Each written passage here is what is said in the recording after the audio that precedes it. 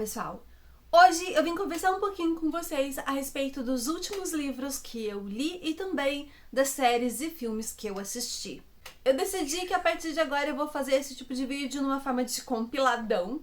Além das leituras, eu também vou falar das séries e filmes que eu assisti. Isso foi um pedido, uma dica de um seguidor aqui do canal, que eu falasse sobre as séries e filmes que eu tava consumindo também no decorrer do mês, então eu vou fazer isso a partir de agora. Não sei se vocês se lembram, mas eu comentei com vocês em alguns vídeos que eu e as minhas amigas, nós estávamos fazendo leituras e conjuntas e também assistindo séries e filmes conjuntas.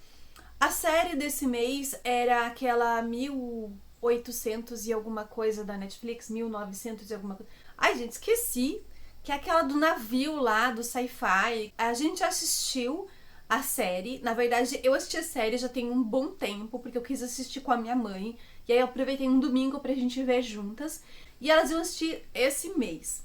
Mas eu assisti já tem um bom tempo, então não vou falar dessa série, tá bom? Eu vou falar do Arquivo 81, que foi uma série que nós assistimos juntas. Eu propus então pra elas, pra gente assistir uma série e um filme com essa pegada aí de terror, de suspense, por causa de ser o mês do Halloween, por causa de ser o mês de outubro. Essa é uma série que vai acompanhar um rapaz que tem como profissão fazer recuperação de fitas antigas. Sabe aquelas fitas VHS? Se vocês têm mais de 30 anos, acho que vocês vão saber o que eu tô falando. Se você não tem mais de 30 anos, você provavelmente não vai saber o que é uma fita VHS. Mas ele tem então como profissão fazer recuperação de fitas VHS. Ele compra essas fitas em sebo e tal, porque se ele achar uma raridade ali no meio, ele consegue um bom valor naquilo e tal. E se eu não me engano, ele trabalha num museu de cinema. Não me lembro muito bem, porque essa parte passa muito rápido no início da série. Ele é contratado por um multimilionário para recuperar algumas fitas que teriam sido gravadas em um prédio, um condomínio, né, de apartamentos, que pegou fogo ali na cidade. Nova York? Não me lembro muito bem onde que se passa a série agora. E ele vai então para uma casa afastada, tipo uma casa do lago, uma casa na montanha, que esse multimilionário excêntrico tem, e é onde ele guarda a sua coleção de fitas antigas e tudo mais. E ele vai fazer essa recuperação lá. Inicialmente ele vai ficar sozinho, né? Mas ele pode ir para a cidade, pegar a bicicleta. O sinal de internet ali é praticamente inexistente, o sinal de celular é praticamente inexistente. Então ele realmente começa a ficar muito sozinho e ele começa a se envolver muito com o conteúdo daquelas fitas. As fitas foram gravadas por uma jovem que estava fazendo uma espécie de documentário daquele prédio. O intuito dela, na verdade, era procurar pela mãe que havia morado naquele prédio, mas ela usou como desculpa que ela estava fazendo esse documentário da vida e da história daquele prédio. E ela estava lá quando o prédio pegou fogo e ela teria morrido nesse incêndio junto com todas as outras pessoas que moravam no local. Então ele vai vendo todas as gravações dela, ele vai vendo o dia a dia dela e ele vai se envolvendo com isso. E no decorrer dessas gravações, coisas bastante sinistras vão acontecendo, porque ela vai descobrindo mais a respeito do segredo daquelas pessoas que vivem naquele lugar, né, naquele condomínio de apartamento. É uma série que demorou pra me pegar logo no início. Ela não me deixou instigada, assim, logo nos primeiros episódios. Eu acho que a partir do quarto ou quinto episódio que eu realmente comecei a ficar envolvida.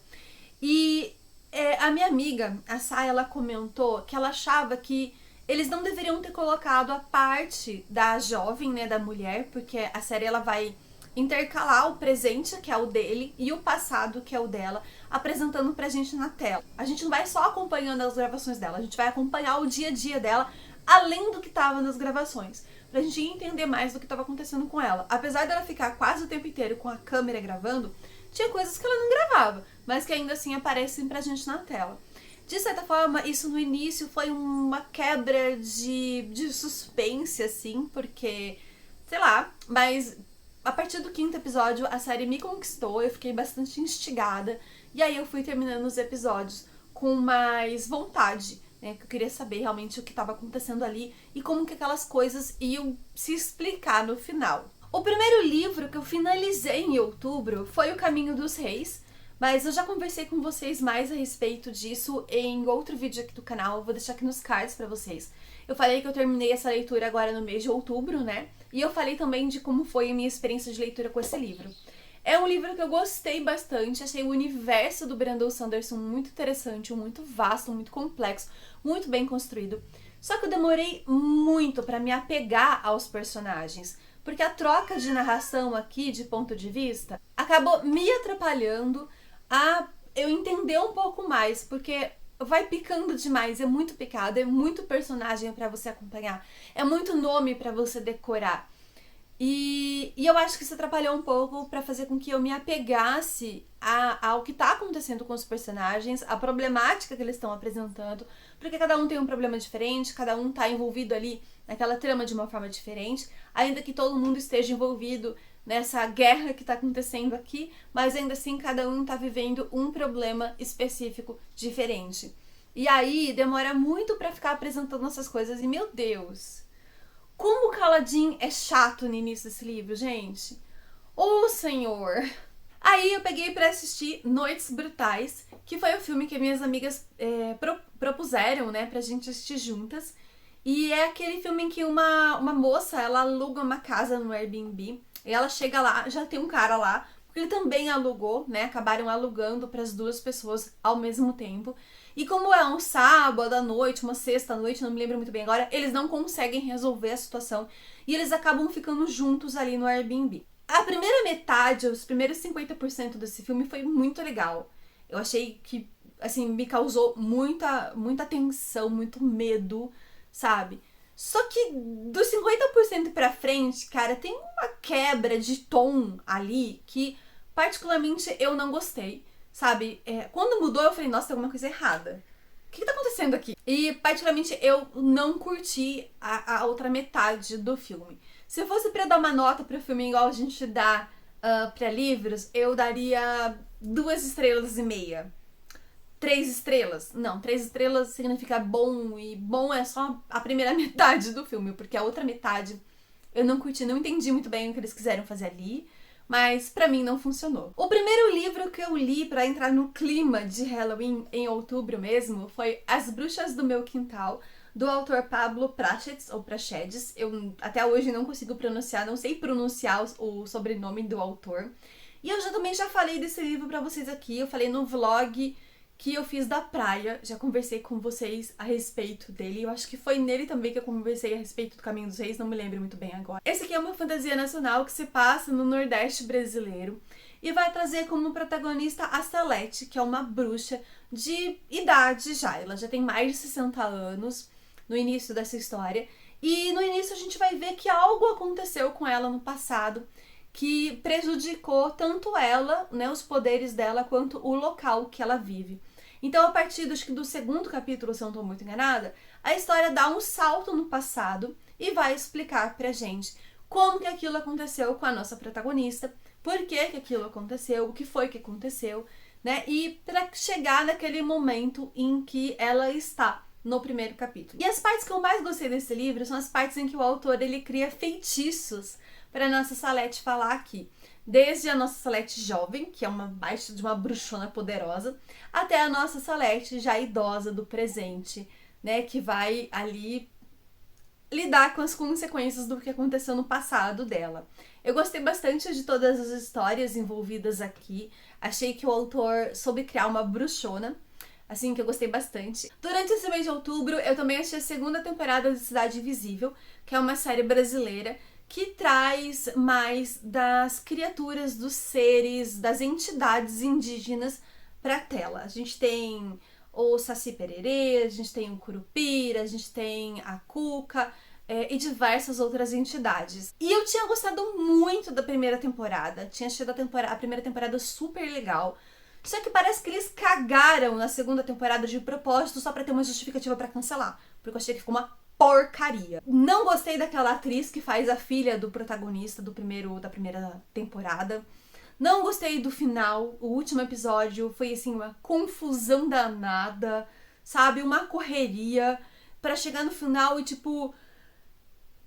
ir pra um caminho completamente diferente do que tava acontecendo até então, sabe? Tipo assim, parece que do nada... Ah, nossa! Caiu o bom senso aqui em mim e eu vou decidir fazer isso aqui, porque agora, nesse segundo, desceu o bom senso em mim, né? Até o segundo atrás eu não tinha bom senso. Agora eu tenho. Então, não fez o menor sentido pra mim. Eu achei muito fraca a motivação dos vilões, muito nada a ver o que acontece, porque eles já se conheciam desde o início. Olha, gente, não, assim, especificamente não dá pra falar o que mais me incomodou, porque se eu falar pra vocês vai ser spoiler, e eu sinceramente não sei se vocês vão querer assistir esse negócio, esse diacho desse negócio. Mas eu não gostei, tá? Não achei. Achei fraca, achei rasa, mal explicada, cheia de furo. A única coisa que prestou pra mim foi a Letícia Spiller como uma das entidades lá, que é um ser que vira uma coruja, que eu esqueci agora, Marinta, não sei agora o nome da entidade, né? E eu gosto muito daquela atriz também que faz a Cuca, que agora eu não lembro o nome. Cidade das Orações Perdidas, da Juliana Daglio, foi o segundo livro da minha tibiária oficial de outubro. Terceiro livro finalizado em outubro, se a gente contar o Caminho dos Reis, que eu tinha começado já no decorrer dos meses, né, do ano. E eu gostei muito desse livro aqui. Pra mim, ele é o melhor trabalho da Ju até agora.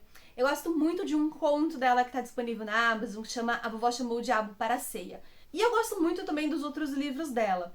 Mas esse aqui, dos livros, assim, dos romances, né, esse aqui, sem dúvida, é o melhor. Ele vai contar a história da Ramona e do Virgílio, que eles moram em uma cidade que tem algumas tradições um tanto bizarras. E bem, logo no início do livro, a gente vai ver que a Ramona, ela é uma órfã que acaba aparecendo de uma maneira bastante esquisita em cenas de crimes brutais. Ninguém sabe como que ela sai do orfanato, ninguém entende como que ela sabe onde vão acontecer esses crimes, mas ela sempre é encontrada nesses locais. E eis que o irmão do Virgílio, com o seu namorado, decidem adotar a Ramona porque acham que a Ramona é uma criança incompreendida.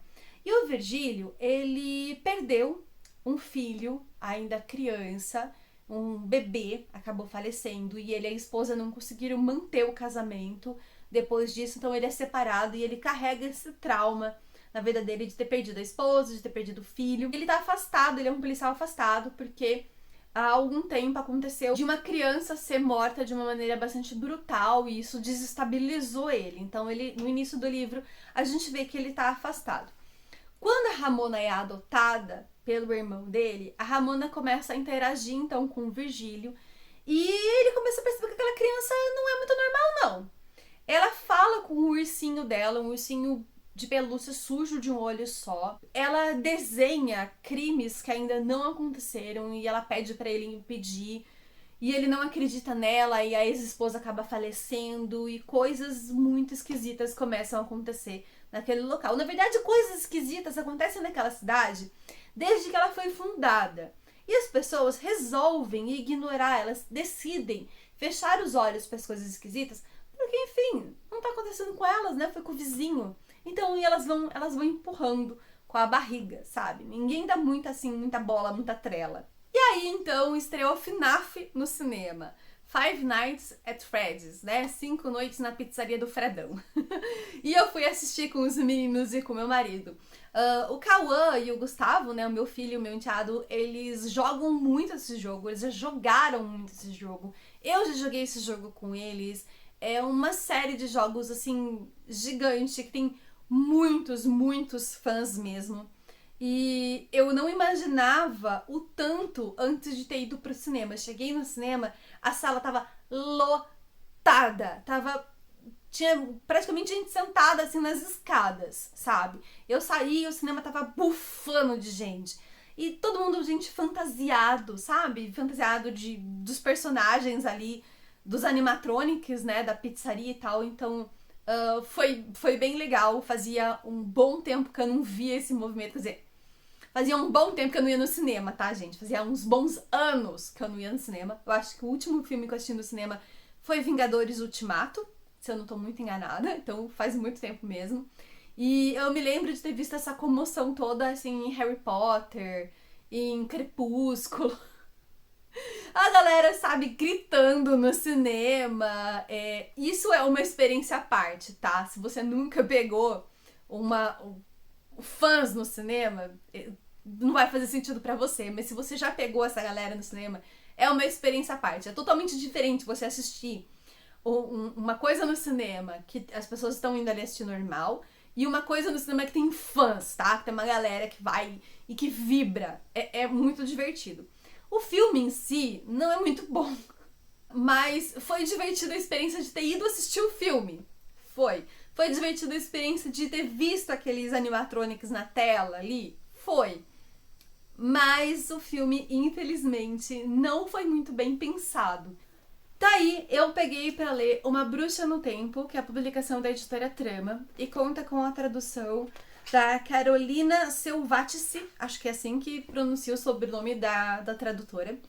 E assim, gente, eu esperava um romance nesse livro, mas eu esperava um pouco mais de magia, de fantasia também. E bem, ele é muito focado no romance, tá? Ele é construção de personagem, romance, romance, romance. Então, se você não gosta de romance, você gosta só de fantasia, não leia esse livro. Porque ele é completamente e totalmente focado no romance. Nessa história que a gente vai conhecer a Ellen recentemente, no presente dessa história que acontece em 2012, ela tá divorciada, o ex-marido se separou dela porque ele se apaixonou pela secretária e decidiu construir uma vida junto da secretária dele. E aí ela acaba cedendo aos pedidos de um amigo e vai no encontro às cegas. E nesse encontro às cegas, ela conhece o Luke, que começa a conversar com ela como se tivesse conhecido ela a vida toda. E estranhamente aquilo faz sentido na cabeça dela. Ela não fala, né, da boca pra fora logo no início, mas tudo que ele tá falando pra ela faz sentido e ela não tá entendendo o que tá acontecendo, porque ela nunca viu aquele cara na vida dela. Eis então que ele revela pra ela que ela foi amaldiçoada a viver o mesmo grande amor, ou uma maldição de amor, pelo resto da eternidade. E que toda vez que ela morre, quando ela volta, ela vai encontrar de novo a mesma pessoa. Ao revelar isso pra ela, ela acaba indo embora, né, ir pra casa, o apartamento dela, e quando ela deita pra dormir, ela volta no tempo, no formato de sonhos. Então, através dos sonhos da Ellen, a gente vai saber o que aconteceu nas outras vidas dela. Foram, acho que 4 vidas ao todo, com a Ellie são 5. Então a história ela vai intercalar sempre o passado e o presente. Sempre que a Ellen dorme, e às vezes ela dorme nos lugares muito inusitados, ela se recorda das suas vidas anteriores, uma a uma, numa ordem cronológica. A primeira vida, aquela que ela foi amaldiçoada, a segunda vida, a terceira, a quarta e assim no decorrer. E a gente vai saber, vai conhecer, né? Vai saber por que ela foi amaldiçoada, o que aconteceu. E quem que é o Luke na vida dela, não foi quem que foi no passado dela e tudo mais. E essas vidas não terminam de uma maneira muito boa, sempre terminam de uma forma trágica. E aí ela tem, agora no presente, né, ela começa a correr atrás de entender o porquê que isso está acontecendo com ela, como é que isso acontece com ela, como é que são esses poderes, como é que são essas amarrações de magia. E ela vai perceber também que ela é uma bruxona, que ela tem poderes mágicos, sim, que ela é uma baita de uma bruxa. E ela vai entender mais como é que isso funciona pra ela no dia a dia. Então, assim, se você tá procurando um livro de fantasia, de repente um livro de ficção científica, porque tem viagem no tempo, não, tá? Definitivamente não. Esse livro aqui, ele é mais pra quem gosta mesmo de uma boa romantasia. E eu gostei bastante desse livro aqui e assim, gente, terminei chorando, tá? Já aviso que o final é triste. Eu li também um livro que tava fora da minha TBR oficial de outubro, porque ele é um livro que eu já queria ler no mês de outubro, só que eu acabei esquecendo de colocar ele na minha TBR oficial quando eu fiz o vídeo pra vocês, falando que eu iria ler pro mês de Halloween, que é A Cidade dos Fantasmas, Abishwab. Esse aqui é um livro mais voltado para o público jovem. Vitória Schwab, ela escreve para 2 públicos. Quando é Vitória Schwab, ela escreve para o público mais jovem, a galerinha ali dos 13, 14, 15 anos. E quando é I Schwab, é um público mais adulto, que seria ali a série dos Tons de Magia. E assim, realmente esse livro aqui, ele é muito jovem, tá? Muito, muito jovem.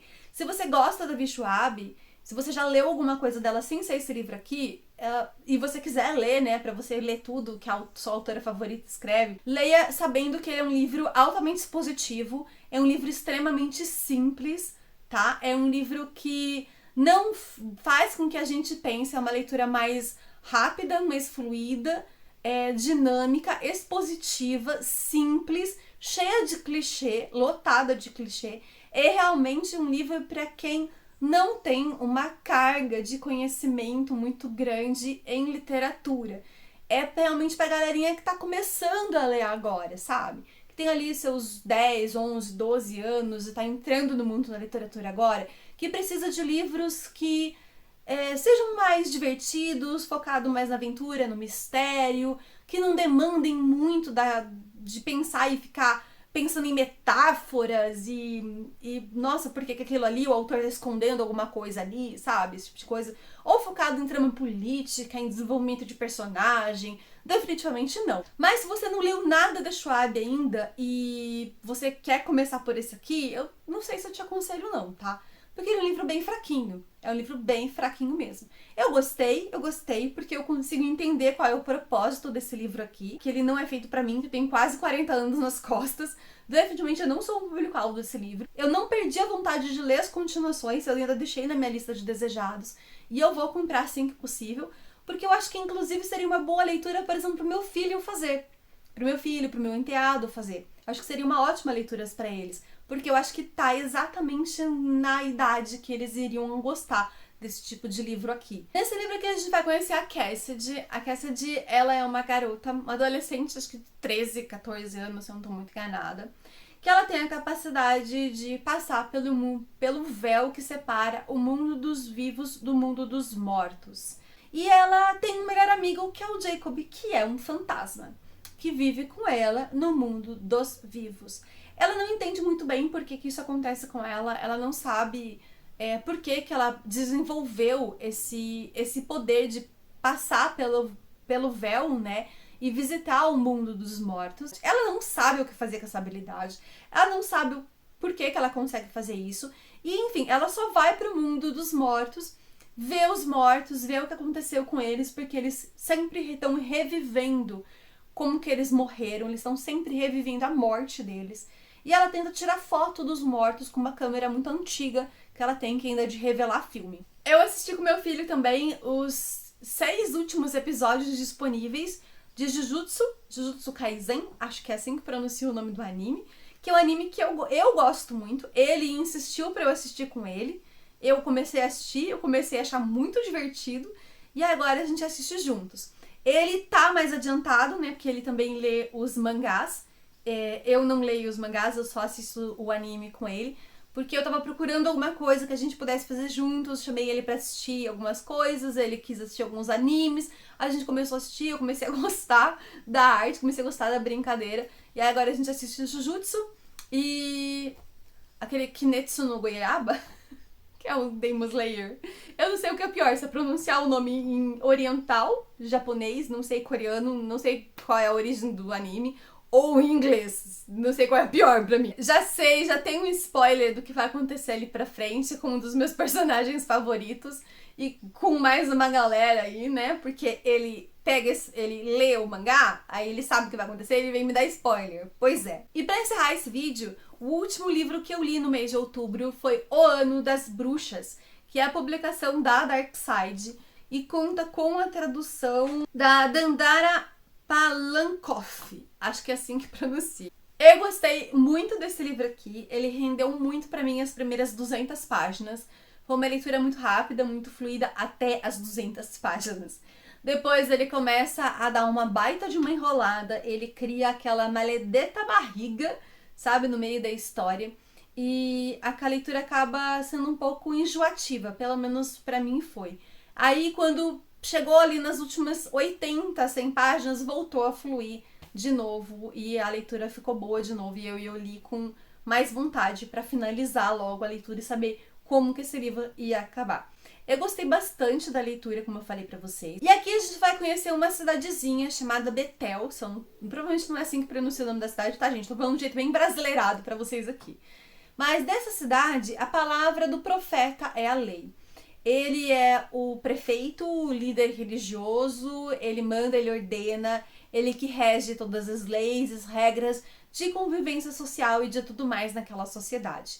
Então, tudo que ele fala que tem que ser feito, vai ser feito da forma como ele acha que deve ser feito. Acontece que na história dessa cidade existiu algumas mulheres que foram queimadas como bruxas. E nessa época existia um homem que liderou esse movimento contra essas mulheres e todas as outras pessoas que ficaram do lado delas e queimaram essas mulheres, expurgaram, né, a cidade daquele mal e blá blá blá. Então esse homem ele passou a ser visto como aquele que o que fala é a palavra do Senhor, né? A palavra do Pai ali que eles falam. E esse poder foi passado então de pai para filho, de pai para filho, de pai para filho, tal, até a gente chegar no momento em que a nossa protagonista, a Emanuele, vive. Acontece que a mãe da Emanuele, ela foi prometida pro profeta para ser mais uma esposa do profeta, acho que tem umas 15 esposas mais ou menos. Só que ela acabou se apaixonando por um outro homem. E ela tentou fugir com esse homem, eles tiveram um relacionamento extraconjugal. E aí, quando descobriram, eles mataram esse homem na fogueira, queimaram vivo. E a Emanuele acabou nascendo desse relacionamento. E a mãe acabou falecendo no parto. Ela foi criada pela avó e pelo avô, no meio ali das outras esposas do avô, né? No meio daquela família deles. Muito próximo à floresta que é proibida. Porque ali na floresta vive os espíritos malignos daquelas bruxas. Assim como a grande maioria dos livros que fala sobre bruxas, ele traz aquela crítica social que é muito pertinente, historicamente falando, né? Que o homem, ele detém o poder e ele dita as regras de acordo com o que ele acha adequado. E ele vê na mulher, sempre no que a mulher faz, como uma forma de afronta, como uma forma de desafiar o poder dele. E ele acha que isso, então, está sempre ligado a um demônio, sempre ligado a uma maldade. Porque a mulher, ela deveria ser submissa, a mulher, ela devia ser, né, amém, sim, você está sempre certo, eu faço o que você mandar. A partir do momento que a mulher fala não, meu Deus, ela está endemoniada. Ela está possuída pelo demônio, vamos queimar ela na pira. Porque ele não aceita que digam não para ele. E é claro que grande parte desses homens, eles se apoiaram na religião. Eles tentaram justificar suas barbaridades com a religião, dizendo que, meu Deus, elas estão possuídas pelo demônio, elas estão indo contra a palavra de Deus, elas estão indo contra a palavra do Pai, vamos queimar elas vivas, porque elas são fruto da maldade, das trevas. Só simplesmente porque elas não seguiam a regra que eles queriam que elas seguissem. Elas não fizeram o que eles mandaram, elas questionaram, elas se opuseram, elas tinham algo de diferente, elas não seguiam as regras daquela sociedade, né? Em algum momento elas destoaram daquilo que estava acontecendo, elas acabaram sendo um pouco diferentes. E aí elas foram queimadas enquanto bruxas, porque, meu Deus, você não segue a regra, se você não é igual a todo mundo, se você não é uma ovelhinha que faz o que eu mando e cala a boca na hora que eu mando, você tá possuída. Eu já me preparei aqui pra segurar esse mundaréu de livro, porque só isso aqui junto é um peso pra segurar. Mas essas aqui, então, foram as leituras que eu consegui finalizar no mês de outubro. E eu também consegui falar um pouquinho pra vocês das séries e filmes que eu assisti. Eu espero que vocês tenham gostado. Comentem aqui embaixo se vocês já leram algum desses livros ou se vocês já assistiram o filme ou a série, o anime que eu acabei falando aqui.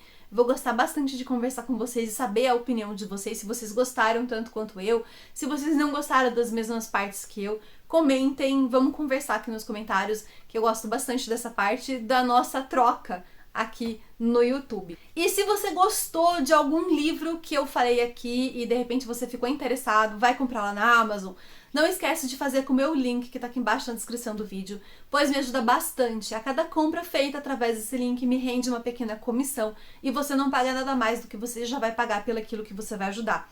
Hoje, essa é uma das quase únicas formas de rendimento que eu tenho com a produção de conteúdo aqui na internet, tá, gente?